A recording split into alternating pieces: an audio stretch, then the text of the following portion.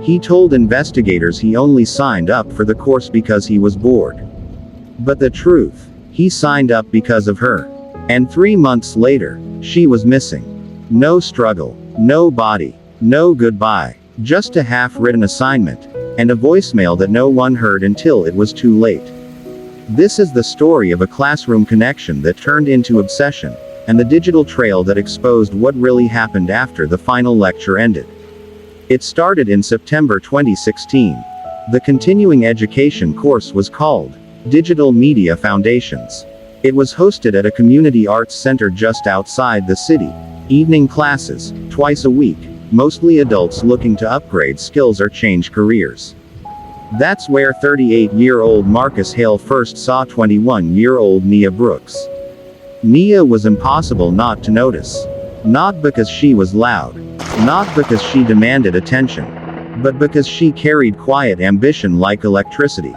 She asked questions others didn't. She stayed after class. She took notes in careful handwriting. She spoke about building her own brand one day. She worked 2 jobs. Lived with her grandmother. Paid for the course herself. She wasn't there to socialize. She was there to build a future. Marcus, on the other hand, had recently been laid off from a mid-level marketing position. Divorced. Living alone. He told classmates he wanted to pivot careers. But according to later testimony, his enrollment date matched the exact week he followed Nia on social media after seeing a promotional post for the class. They did not know each other before that. At least, that's what Nia believed. The first conversation between them was harmless. She dropped her flash drive. He picked it up. "You're really good at this," he told her. She smiled politely. "Still learning. You're ahead of everyone else." Compliments. Casual. Harmless. At first. Over the next few weeks, Marcus made a habit of sitting near her. Offering to review her assignments. Sending her links to helpful resources. She kept her distance. Friendly but reserved. Her friends later described her as careful. She had learned early not to confuse politeness with interest. But Marcus blurred that line in his own mind. By week 4, he began messaging her outside of class. At first about coursework. Then about life. Then about personal things she never volunteered. "How's your grandma feeling?" he texted once. She froze. She had never mentioned her grandmother in class. He claimed he saw a photo on her public page. Technically true. But the way he said it made her uneasy. She told her best friend Kayla, "He watches too closely." Kayla advised her to block him. Nia didn't. She worried about classroom tension. She worried about seeming dramatic. She worried about overreacting. On October 18th, after class ended, Marcus offered her a ride home. She declined. He insisted it was raining.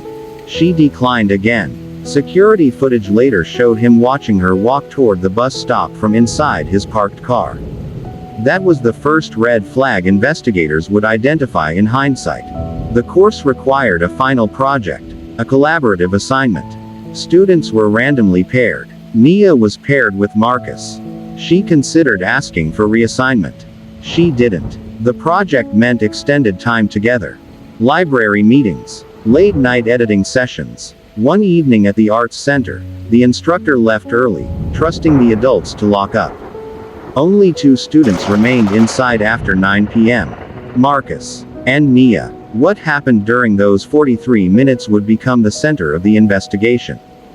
Because that was the night everything changed. The next morning, Nia did not show up for work. She didn't answer her phone. Her grandmother reported her missing by 2 p.m. Police initially treated it as a standard missing adult case. Until they listened to her voicemail. At 11:12 p.m. the night before, Nia left herself a voicemail, a habit she used when her phone storage was full and she wanted to remember ideas. The recording was shaky. Breathing. Footsteps. And her voice whispering, "I think he followed me." Then a car door sound. Then silence. The voicemail ended abruptly. Phone records placed her last known location near the Arts Center parking lot. Marcus told police he left at 8:55 p.m. Security footage proved otherwise. His car remained parked until 9:48 p.m. He claimed he was making a phone call. But phone logs showed no outgoing calls. When asked why he didn't mention being alone with her for nearly an hour, he said he didn't think it mattered. It mattered. Investigators searched his vehicle. No visible blood. No obvious struggle. But they found something small wedged beneath the passenger seat. A silver hoop earring. Nia's grandmother confirmed she wore a matching pair daily. Marcus claimed she must have dropped it earlier in the week. Forensics could not immediately prove otherwise. There was no body. No crime scene. No witness. Until a jogger came forward 3 days later. She had been running near a wooded trail 2 miles from the arts center around 10:15 p.m. the night Nia disappeared. She remembered seeing a car parked oddly near the entrance. Lights off. Engine idling. She remembered because it scared her. She turned around early. She later identified the vehicle model consistent with Marcus's sedan.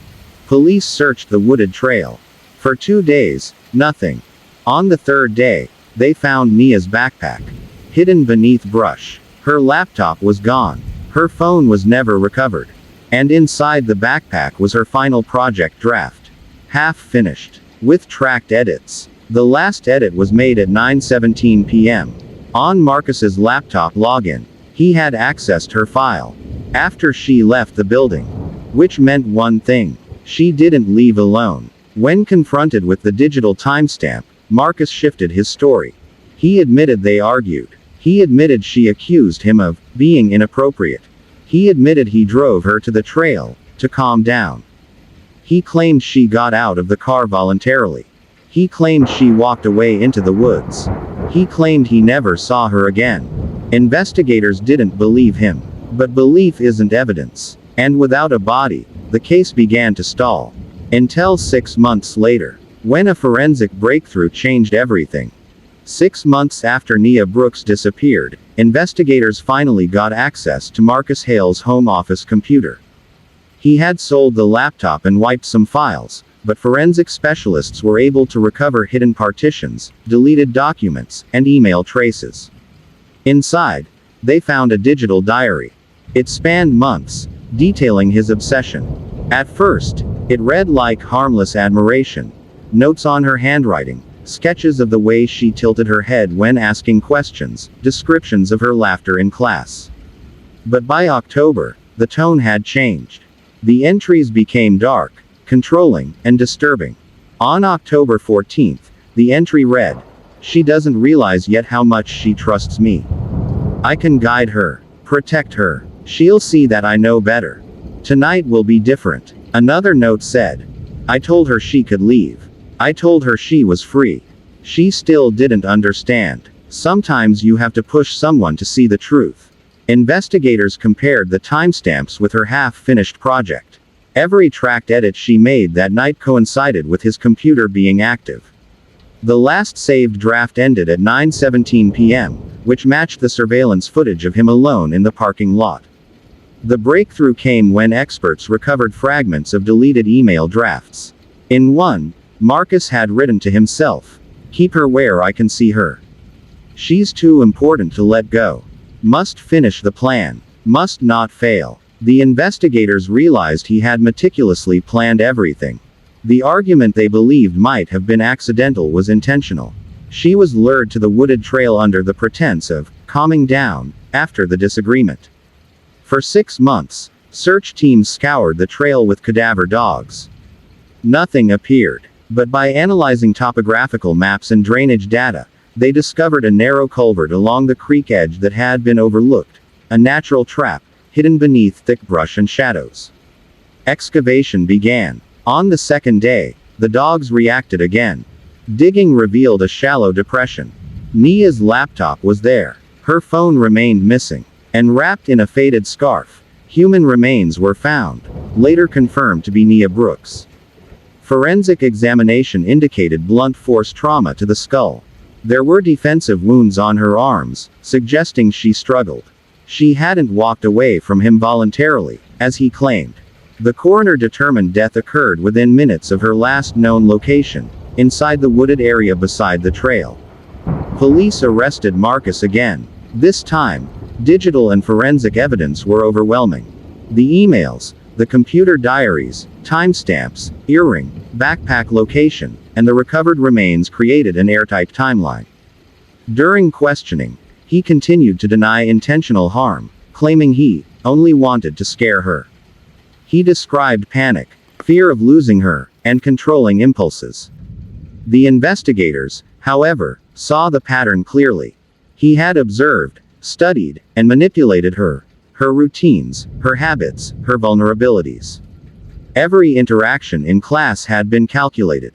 Court proceedings began in early 2018. The prosecution presented the timeline, digital records, recovered diary entries, and forensic evidence. The emails were particularly damning. His own words showed premeditation, obsession, and intent. The jury didn't hesitate. After 5 days of testimony, Marcus Hale was found guilty of second-degree murder. He received a lengthy sentence, ensuring he could never harm another student or unsuspecting young adult again. For Nia's grandmother and best friend Kayla, the verdict brought a measure of closure, though the loss remained unbearable. Diane Whitmore's story, the girl standing at the bedroom window, had haunted neighborhoods for 14 years. Nia's story now became another reminder of the fragility of trust, the danger of obsession, and the value of digital evidence. Her friends described her as vibrant, ambitious, and careful. Yet, even the most careful person can become a target when someone studies every move, every smile, and every act of kindness. Today, the trail where she was taken is fenced off. Community courses continue, but policies now include strict monitoring and mandatory safety briefings. The Arts Center has installed additional surveillance cameras, online safety guidance is provided to students, and the story of Nia Brooks serves as a chilling case study for instructors and students alike. Some cases go cold, some stay buried, but digital footprints, careful observation, and investigative persistence eventually reveal the truth. Nia's ambition, her dedication to her education, and the life she had been building were stolen. Yet, her story continues to educate and warn others. If you were moved or disturbed by this story, make sure to subscribe to the channel and turn on notifications so you never miss another deep dive into chilling true crime stories. Watch our other cases to uncover the secrets, digital trails, and shocking revelations that time and silence tried to hide.